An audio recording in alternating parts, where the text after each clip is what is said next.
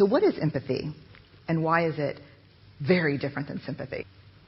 Empathy fuels connection. Sympathy drives disconnection.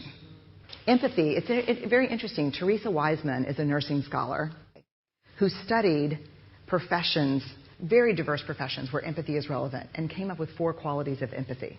Perspective taking, the ability to take the perspective of another person or recognize their perspective as their truth. Staying out of judgment, not easy when you enjoy it as much as most of us do. Recognizing emotion in other people and then communicating that. Empathy is feeling with people.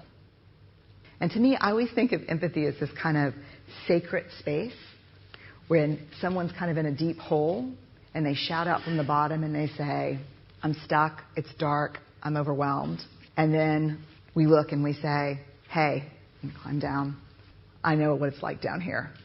And you're not alone. Sympathy is, ooh, it's bad, no. You want a sandwich? Empathy is a choice, and it's a vulnerable choice, because in order to connect with you, I have to connect with something in myself that knows that feeling.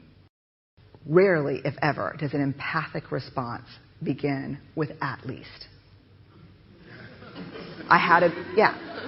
And we do it all the time. Because you know what? Someone just shared something with us that's incredibly painful, and we're trying to silver lining it. I don't think that's a verb, but I'm using it as one. We're trying to put the silver lining around it. So, I had a miscarriage. Oh, at least you know you can get pregnant. I think my marriage is falling apart. At least you have a marriage. John's getting kicked out of school. At least Sarah is an A student.